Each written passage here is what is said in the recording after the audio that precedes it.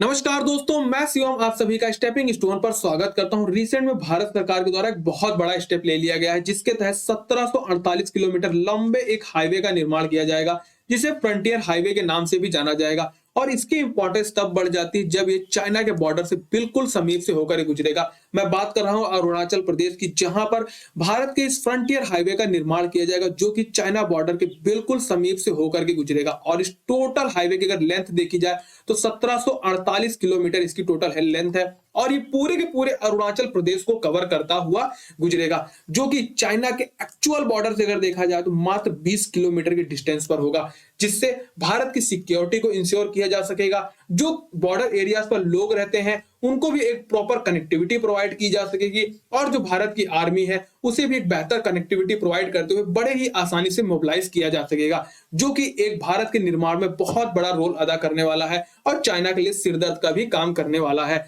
जिसको लेकर के वेरियस आर्टिकल भी पब्लिश हुए हैं कि eye on China government plan a 1700 kilometre frontier highway, जो कि आपको अरुणाचल प्रदेश के अंतर्गत देखने को मिलेगा, जो कि एक टफेस्ट प्रोजेक्ट में से भी है। क्योंकि अरुणाचल प्रदेश का टेरेन अगर देखा जाए तो इतना अच्छा नहीं है कि एक समतल मैदान है, आप बड़े ही आसानी से वहां पर हाईवे का निर्माण कर लोगे। यहाँ पर बहुत सारी आपको पहाड़ियां देखने को मिलेंगी, खाइयां देखने को मिलेंगी। और अगर देखा जाए तो 800 किलोमीटर का तो ऐसा भी रेंज है, एक ऐसा कॉरिडोर मिलेगा जहां पर अभी तक किसी भी प्रकार के रोड का निर्माण ही नहीं किया गया था, उसे नए तरीके से पूरा का पूरा निर्मित किया जाएगा। सो एक टफेस्ट प्रोजेक्ट में से है, लेकिन फाइनली भारत सरकार के द्वारा जो फ्रंटियर हाईवे है इसको अप्रूवल दे दिया गया है, हरी झंडी दे दी गई है। और आज के सेशन में समझने की कोशिश करेंगे कि आखिर इसका निर्माण किस तरीके से होगा, और ये भारत की सिक्योरिटी के लिए या जो बॉर्डर एरियाज पर लोग हैं उनको किस प्रकार से बेटर कनेक्टिविटी प्रोवाइड करेगा, इन सब के बारे में इन डेप्थ में डिस्कस करेंगे।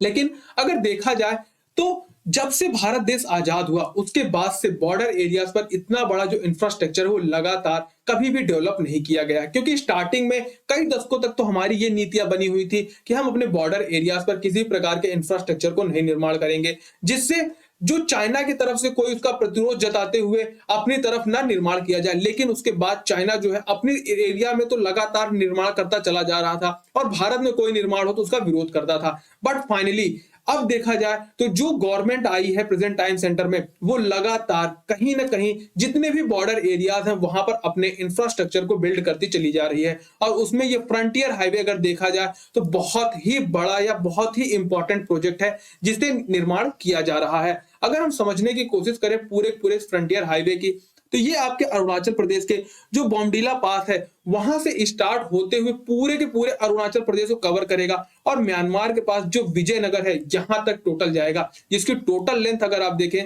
तो 1748 किलोमीटर है।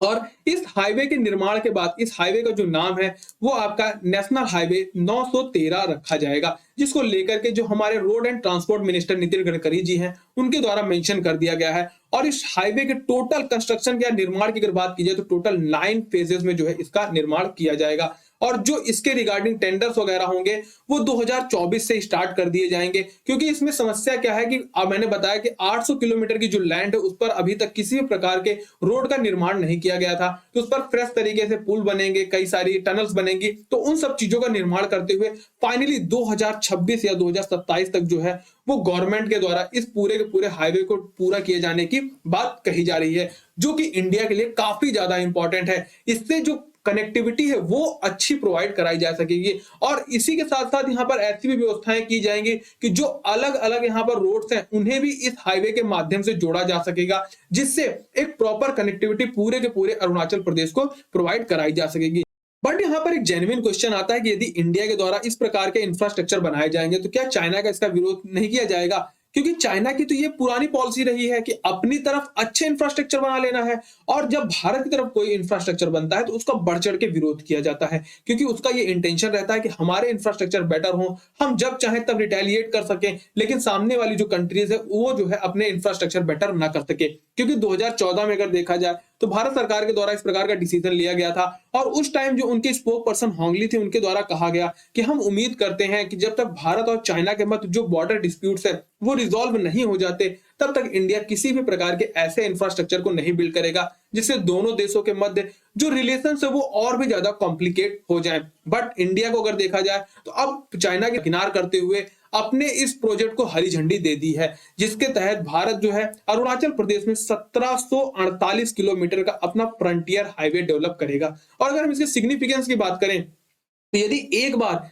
ये हमारा पूरा हाईवे डेवलप हो गया, तो जो बॉर्डर एरिया है वहां पर हमारी आर्मी हो गई या जो बॉर्डर पे लोग रहते हैं उन्हें एक प्रॉपर कनेक्टिविटी प्रोवाइड की जा सकेगी, अच्छी तरीके से मोबिलाइज कराया जा सकेगा और इनकी सिक्योरिटी को भी इंश्योर किया जा सके, क्योंकि आवश्यकता पड़ने पर हम जो है सामान से लेकर के डिफेंस इक्विपमेंट तक वहां पर प्रोवाइड करा सकते हैं, क्योंकि जो वहां पर लोग रहते हैं वो सबसे बड़े सर्विलेंस का काम करते हैं। क्योंकि जो बॉर्डर एरियाज पर आर्मी है वो तो अपनी पेट्रोलिंग करने के लिए आती जाती है, लेकिन जो वहां पर गांव है, जो वहां पर लोग हैं, वो एक अच्छे सैटेलाइट या अच्छे कैमरे का काम करते हैं, क्योंकि वो एक छोटी से छोटी गतिविधि को मॉनिटर करते हैं और फिर हमारे जो आर्मी पर्सन होते हैं उन्हें अगर शेयर करते हैं तो वो बहुत ही बड़ा एडवांटेज भारत के लिए होगा। और एक बार ये पूरी पूरी कनेक्टिविटी बन गई तो उससे जो है बहुत ही आसानी से भारत जो है अपने मूव्स को वहां पर चल सकता है, जिसको लेकर के फाइनली भारत सरकार के द्वारा फ्रंटियर हाईवे के निर्माण का जो अप्रूवल है वो दे दिया है। तो ये तो रहा इस पूरे के पूरे न्यूज के बारे में। इसके रिगार्डिंग जो भी अपडेट्स होगी उसको लेकर के मिलते हैं नए सेशन पर। जय हिंद।